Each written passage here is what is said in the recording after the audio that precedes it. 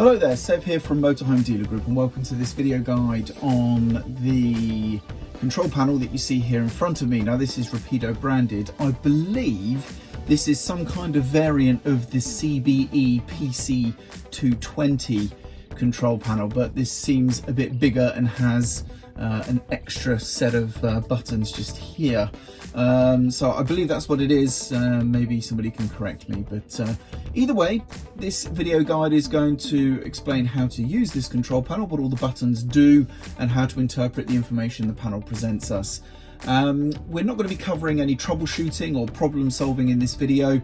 If you are experiencing issues with your control panel, then please do read your instruction manuals or seek the help of a technical professional. This video really is designed to be a quick start guide to get you up and running using this control panel in your leisure vehicle. So without any further ado, let's get started. So we'll start with a sort of overview of the features the control panel has. We have a series of buttons just here underneath this screen, and then we have two circular configurations of buttons here, each with 3 buttons in there. Now it's a very simple and easy control panel to operate, but it might be a bit confusing at first glance. To turn the panel on, we're going to simply press and hold the power button here for a second or so. We'll get a beep, we get a screen test there, as you can see, and then we're up and running. And there is a bit of a backlight, I don't know if you can see that coming from the panel there. Now we can turn on some of the main functions here. If I press the 12-volt button, that is going to supply power to some additional systems. So there may be some things wired into this control panel that needs that turned on. So maybe some additional lights or other functionality. On this particular vehicle, if I press that button right here, that is actually supplying power to the entertainment unit mounted in the dashboard of the vehicle. So if you wanted to use that entertainment unit while the engine is switched off and you're parked up, then you can turn on the power with that button and use your entertainment system. So that's what that button is for there. Then we have the lights master button just here, and as you can see, that is now turned on a light just above the control panel, but that has now brought all the lights on in the vehicle, and their individual switches will now work to turn those lights on and off. The water pump master switch is right there. I'll turn that back off again because this vehicle is drained down, but that will enable power to the vehicle's water pump. And then here we have the fan. This typically powers an extractor unit in the vehicle, which also features its own lights, of course, and an extractor fan. So that needs to be turned on there for that to work. And that's the main function buttons just there. Here we have buttons to check the batteries and water tank levels. We'll start with the water tanks, which is this button here. If I press that, we can see the freshwater tank level right here. So we get an indication and a digital readout there of the tank capacity. I know the normal PC220 panel read in, I think, 10% increments, I believe. So we get that there. And as you can see with the timeout, we get the screen sort of, with a bit of inactivity, sorry, the screen times out there to the sort of main display. This button here is going to check battery levels. So if I give it one press, we're looking at the leisure battery level there, get an approximation of its energy levels here and a readout of the voltage. Press it once more, we get an indication of the amps, so how much current is going in or out of the battery. We see a plus and then 1.9 amps there, so we're putting in 1.9 amps currently into the vehicle. Of course, if you were draining, this would be a negative or a minus sign here, and then the amps.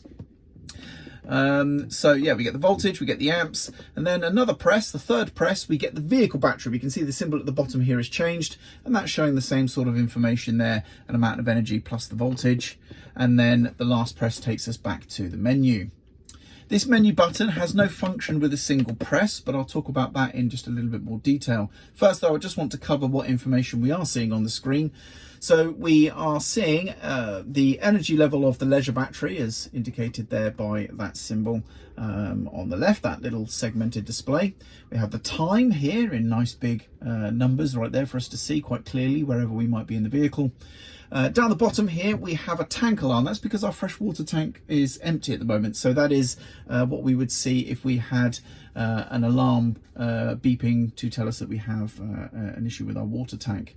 So of course if we were If that water tank had water in it, we wouldn't see this, but because that tank's empty, we're getting an alert here. We would also see a similar one for the waste tank, I believe, and the batteries will also do the same. So their respective symbols on this screen would also flash if we had a battery voltage, low voltage alarm as well. Now this menu button, if I press and hold for a couple of seconds, we're going to see the word time appear, and then we have some up and down arrows, and these two buttons here serve as the up and down function, and the menu is going to be the select. So if I press down, we've also got an option of full. Press it once more and we're back to time. So those are the only two options here. We have time or full.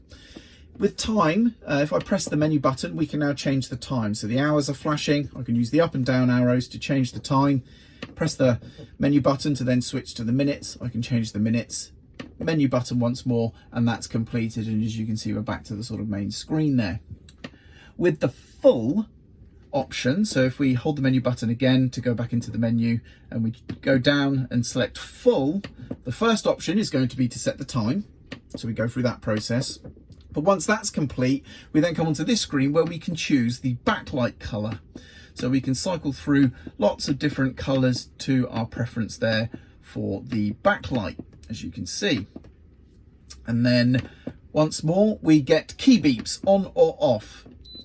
So that was an indication of key beeps. So if we want beeps and audible alarms on, we need to turn that on there. I'm actually going to turn that back on. And then confirm that with the enter button. We've got the ammeter calibration here, so we can calibrate the battery's ammeter there. If we find that's not quite reading correctly, we can calibrate it there. And the same for the voltage. We can calibrate the voltage there if that readout is inaccurate as well. And then the same for the vehicle. Sorry, the first one was for the leisure battery. This one is now for the vehicle battery. We can calibrate the voltage for that. And then lastly, we get the option to save that. So we hit the menu button to confirm, and that has now saved those setting changes. So that is the options we have right there.